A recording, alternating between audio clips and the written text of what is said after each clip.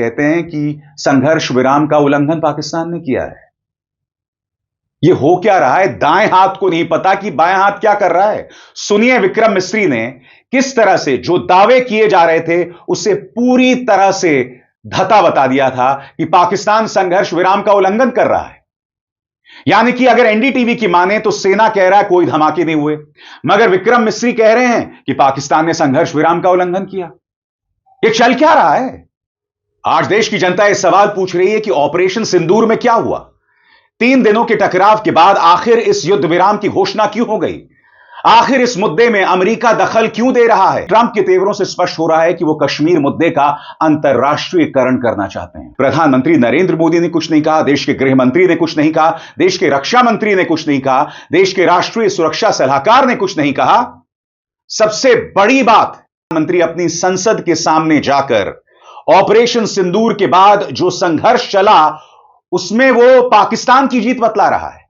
ये दोस्तों जो गोदी मीडिया का एंकर है अभिशार शर्मा कह रहा था कि मोदी जी हम तो जीत रहे थे, आपने क्यों सीज फायर किया? मोदी जी के अंदर जो गया हुआ था ना उससे जाके पूछो कि उसने क्यों सीज फायर किया। एक दिन में जो हमारी आर्मी और एयरफोर्स ने आपको चोट पहुंचाई है जरा उसके एनालिसिस करो, क्योंकि आप हिजड़े हो, आप जो हो वो मास्टर ऑफ डिनाइल हो। आपसे जो कहें आप कहते हैं कुछ नहीं हुआ। आपसे कहा S-400 तबाह हुआ, कहा नहीं हुआ। राफेल पूरी दुनिया मान रही है कि पाकिस्तान ने राफेल की लाइन लगा दी है, लेकिन आप बेवकूफ एक भी नहीं मान रहे कि एक राफेल भी तबाह हुआ। पाकिस्तान ने आप ही के मुल्क में घुसकर आपको तस्वीरें दिखा दी कि ये देखो राफेल तबाह हुआ, लेकिन आपने कहा फिर नहीं हुआ। अरे आपकी किस बात पर पूरी दुनिया यकीन करेगी? आज पूरी दुनिया दोस्तों, पाकिस्तान वो मुल्क है जिसके साथ 2 सुपर पावर खड़ी है। यानी ऐसा मुल्क आप देखें जो मुखालिफ सुपर पावर चाइना और अमेरिका दोनों पाकिस्तान के साथ खड़ी है। चाइना तो पाकिस्तान के लिए लड़ने मरने को तैयार है और अमेरिका देखिए पाकिस्तान के लिए कश्मीर के मसले बात करने को तैयार हो गया है। भारत भोंगता रहा है बायलैटरल, अरे बायलैटरल शैटरल कोई नहीं। आपने जो 370 खत्म कर दिया था ना, आपने अपने पांव पर कुल्हाड़ी मारी थी। अब कश्मीर ट्राइलैटरल होगा, इसमें 10 मुल्क ऐड होंगे। पाकिस्तान ये भी कर सकता है कि चाइना और तुर्की को भी यहाँ पर ऐड कर देगा, क्योंकि अब आपने जो किया है उसका बदला सूद समेत लिया जाएगा। अब दोस्तों रो रहे हैं, कह रहे हैं कि मोदी आखिर क्यों सुबह के वक्त शेर रात के वक्त गीदड़ बन गया। सिर्फ और सिर्फ दोस्तों हमारा जो सुबह के वक्त ऑपरेशन शुरू हुआ था उस ऑपरेशन ने भारत की रीढ़ की हड्डी तोड़ दी थी। संदूर दोस्तों बन गया था सुहाग रात ऑपरेशन। पाकिस्तान ने इनकी एक पायलट भी पकड़ी, जिसे मुझे ऐसा लग रहा है कि सीज फायर के ऐसा मुआहदा हुआ है कि पाकिस्तान उसे सामने न लाए, क्योंकि बड़ी बेइज्जती हो जाएगी। इसलिए पाकिस्तान भी खामोश हो गया है। हो सकता है उसके बदले पाकिस्तान कोई बड़ी डील कर रहा हो, पाकिस्तान उनसे कुछ ले रहे, ये भी हो सकता है, इसलिए पाकिस्तान खामोश है। दोस्तों बद्दी पायलट को पाकिस्तान ने अभी तक सामने नहीं रखा है। अभिनंदन को इसलिए रख दिया था, वहां पर भी बड़ी डील हो सकती थी, लेकिन वो लोगों ने काफी उसकी वीडियो बना दी। यहाँ पर कोई क्लियर कट वीडियो नहीं है, लेकिन एक वीडियो है जो लड़की बना रही है और कहती है कि सारे के सारे फौजी जो पाकिस्तानी फौजी आए हैं ये इस लड़की को लेने आए हैं। और लड़की को देखा जा सकता है कि वो पैराशूट से उतरती है, बैग उतारती है और दोस्तों पाकिस्तानी फौज के गनमैन के आगे सरेंडर किया जाता है। वो सारा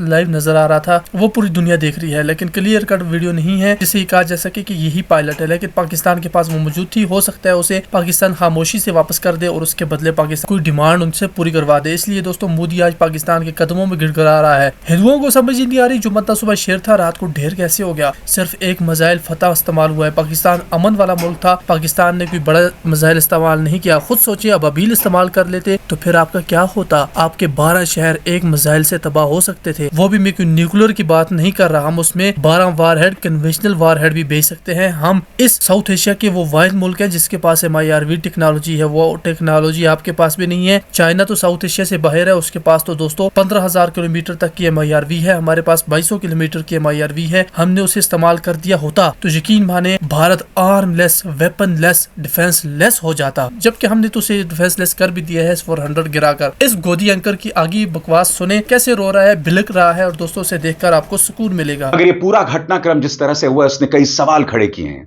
सबसे पहले मैं आपका ध्यान खींचना चाहूंगा ट्रंप के ताजा बयान की तरफ, जो अपने आप में बहुत ही ज्यादा चिंताजनक है। ट्रंप कहते हैं, मुझे भारत और पाकिस्तान की मजबूत और अडिग नेतृत्व पे बहुत गर्व है कि उन्होंने समझदारी और हिम्मत दिखाते हुए इस बात को जाना कि अब वक्त आ गया है कि इस लड़ाई को रोकने का, जो बहुत ज्यादा तबाही और जानमाल के नुकसान का कारण बन सकती थी।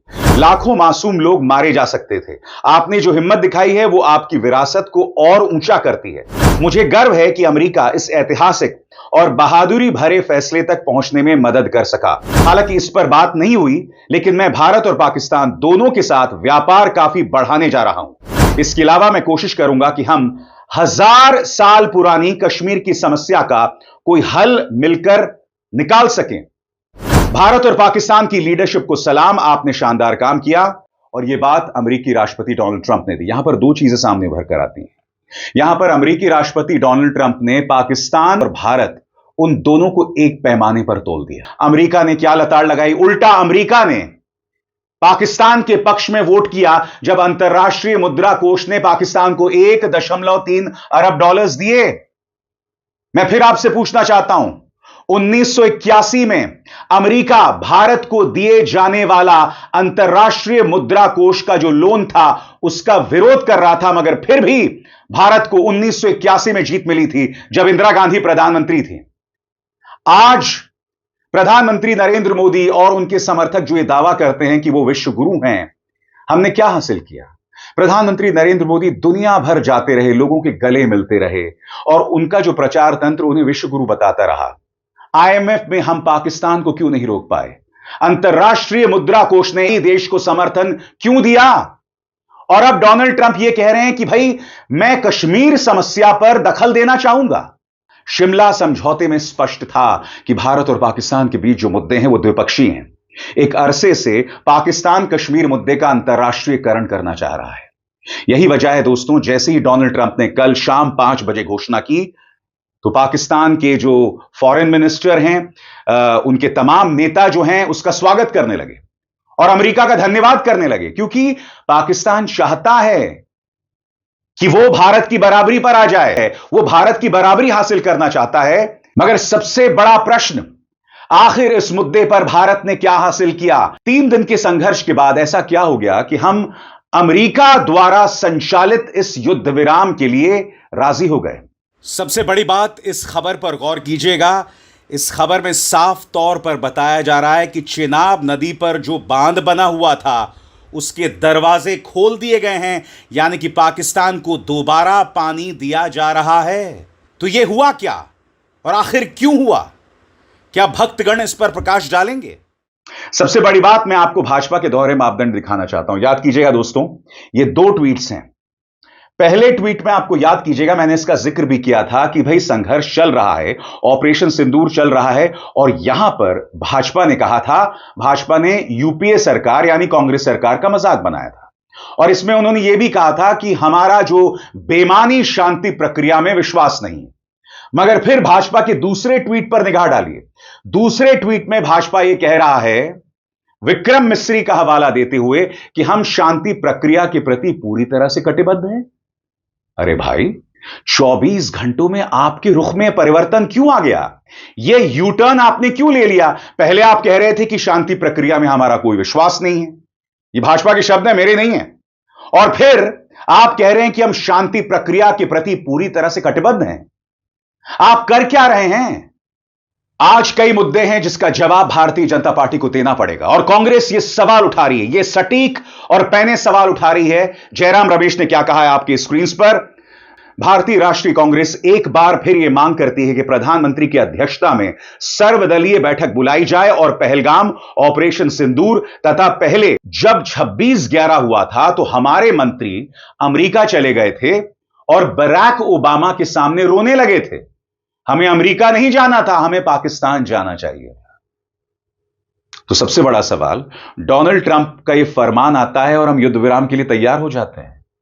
मैं फिर आपसे पूछना चाहता हूं, जो सवाल कांग्रेस भी उठा रही है, कि यह युद्ध विराम, यह संघर्ष विराम हो गया है जिसका स्वागत किया जाना चाहिए, मगर हमें पाकिस्तान से क्या मिला है? पाकिस्तान का झूठा प्रधानमंत्री अपनी संसद में खड़े होकर अपने जीत के दावे कर रहा है और हमारे प्रधानमंत्री पूरी तरह से खामोश हैं। प्रधानमंत्री कुछ नहीं बोल रहे हैं, रक्षा मंत्री कुछ नहीं बोल रहे हैं और गृह मंत्री कुछ नहीं बोल रहे हैं। देश की जनता को जानने का अधिकार है या नहीं? सबसे बड़ी बात याद कीजिएगा, यूक्रेन के राष्ट्रपति वोलोदिमीर ज़ेलेंस्की का भाजपा के प्रचार तंत्र ने कितना मजाक बनाया था, क्योंकि ज़ेलेंस्की ने सही मायने में डोनाल्ड ट्रंप को लाल आंख दिखाई थी। ट्रंप उनकी तौहीन कर रहे थे, मगर ज़ेलेंस्की खामोश नहीं हुए, उसका मुंह तोड़ जवाब देते रहे, और यह तस्वीर उसकी बानगी है। मगर जब डोनाल्ड ट्रंप प्रधानमंत्री नरेंद्र मोदी के सामने भारत को टैरिफ किंग बताते हैं, जब संसद के अंदर भारत की बेइज्जती की जाती है, तब प्रधानमंत्री खामोश रहते हैं। जब हमारे भारतीयों को बेड़ियों में जकड़कर अमेरिकी विमानों में भेजा जाता है, तब प्रधानमंत्री खामोश रहते हैं। मैं समझना चाहता हूं क्यों, और अब तो तमाम हदें पार हो रही हैं। कश्मीर का इंटरनेशनलाइजेशन हो रहा है। सबसे बड़ी बात, ट्रंप जो हैं वो क्रेडिट ले रहे हैं भारत और पाकिस्तान के युद्ध विराम का। क्या अब यह मुद्दा द्विपक्षीय नहीं रहा? क्या शिमला समझौता धराशायी हो गया है? और क्या यह सवाल पूछना गलत होगा? क्या देश की जनता को जानने का अधिकार नहीं है? सबसे बड़ी बात दोस्तों, संघर्ष विराम की घोषणा होती है और उसके बाद क्या होता है? कश्मीर में बम धमाके शुरू हो जाते हैं, पाकिस्तान एक बार फिर ड्रोन फायर करना शुरू कर देता है, यह सब शुरू हो जाता है। और उसके बाद क्या होता है? एनडीटीवी पहले यह खबर चलाता है कि 100 धमाके हुए, और उसके बाद सेना का हवाला देकर कहता है कि कोई धमाका नहीं हुआ। डीडी न्यूज पहले कहता है साहब कोई हमला नहीं हुआ, कोई धमाका नहीं हुआ, और उसके बाद विक्रम मिस्री हमारे विदेश सचिव आकर कहते हैं कि संघर्ष विराम का उल्लंघन पाकिस्तान ने किया है। यह हो क्या रहा है? दाएं हाथ को नहीं पता कि बाएं हाथ क्या कर रहा है। सुनिए विक्रम मिस्री ने किस तरह से जो दावे किए जा रहे थे उसे पूरी तरह से धता बता दिया था कि पाकिस्तान संघर्ष विराम का उल्लंघन कर रहा है। यानी कि अगर एनडीटीवी की माने तो सेना कह रहा है कोई धमाके नहीं हुए, मगर विक्रम मिस्री कह रहे हैं कि पाकिस्तान ने संघर्ष विराम का उल्लंघन किया। यह चल क्या रहा है? इंटरनेशनल मॉनेटरी फंड के मुद्दे पर पाकिस्तान की मदद कर दी। हमारे साथ कौन कौन खड़ा है? और सबसे बड़ी बात, यह जो चीन धमका रहा था कि हम पाकिस्तान की सॉवरेंटी के साथ, उनकी संप्रभुता के साथ पूरी तरह से खड़े हुए हैं। याद कीजिएगा दोस्तों, राहुल गांधी ने संसद में क्या कहा था कि इस सरकार की वजह से, यानी मोदी सरकार की वजह से पाकिस्तान और चीन एक साथ आ गए हैं।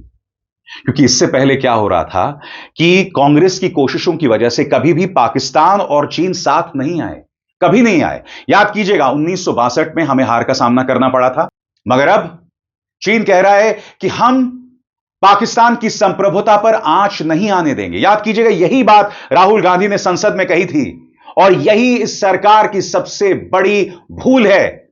सुनिए राहुल गांधी के शब्द। 1 second, please. The single biggest, you can ask anybody who understands, the single biggest strategic goal of India's foreign policy has been to keep Pakistan and China separate.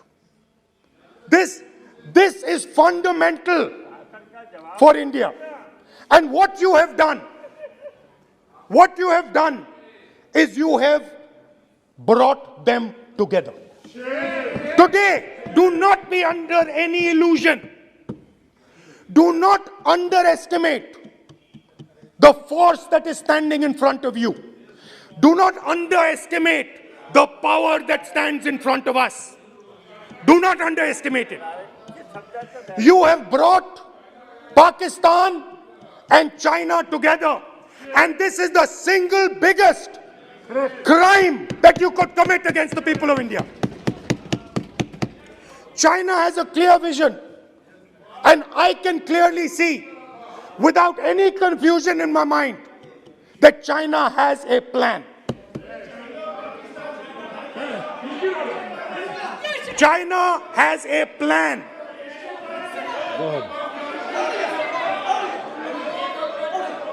I can see without any doubt that the Chinese, please, we are all nationalists. हमें गर्व है अपनी सेना पर, हमें गर्व है कि उन्होंने किस तरह से मुंहतोड़ जवाब दिया, हमें गर्व है हमारे सिस्टम्स पर, मगर यह सवाल किया जा रहा है कि क्या हासिल हुआ, और इन सवालों का जवाब हमें देना पड़ेगा।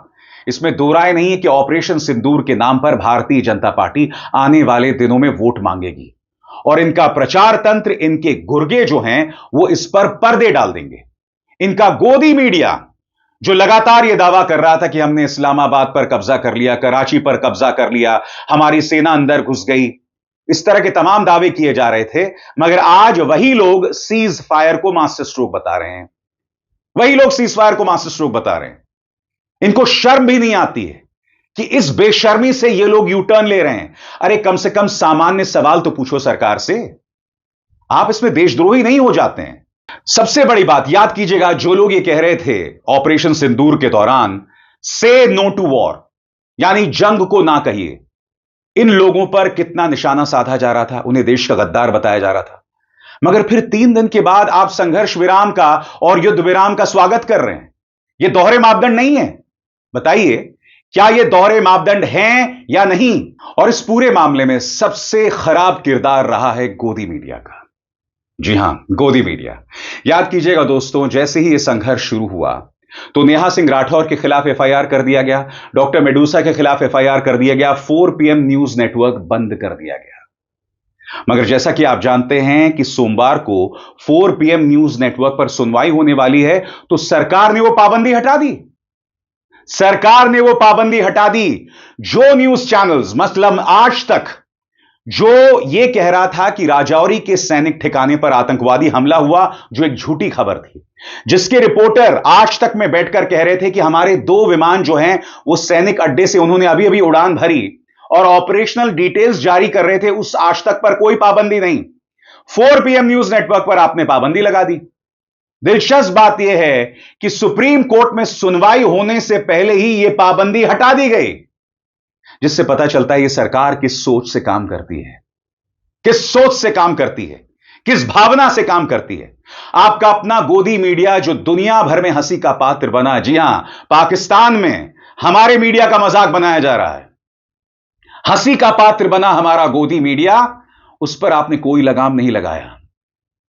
सबसे बड़ी बात, एक सरकारी चाटुकार है, एक फर्जी मेजर गौरव आर्य, उसने ईरान के विदेश मंत्री को सुअर का बच्चा करार दिया। मजाक नहीं कर रहा हूं दोस्तों। ईरान जो भारत का देश है, ईरान जिसने अंतर्राष्ट्रीय मंचों पर कई मुद्दे पर भारत का साथ दिया है। अब आप जानते हैं यह बहुत बड़ा मुद्दा बन गया है। ईरान ने कहा है कि भाई भारत तो अतिथि देवो भव में विश्वास करता है, तो फिर एक सरकारी चाटुकार हमारे विदेश मंत्री को गाली क्यों दे रहा है? इस पर भारत को दखल देना पड़ा कि यह बंदा जो है वो एक प्राइवेट सिटीजन है और इसका भारत से कोई लेना देना नहीं है। मगर मुझे भाजपा सरकार बताए कि ये जो वाहियात जहरीला आर्या है, गौरव आर्या है, क्या यह बात सही नहीं है कि भाजपा सरकार की तरफ से इसे समय समय पर प्रोत्साहन, मदद मिलती रही है? क्या आप इस बात से इनकार करेंगे? आखिर क्यों यह भारत के लिए इतना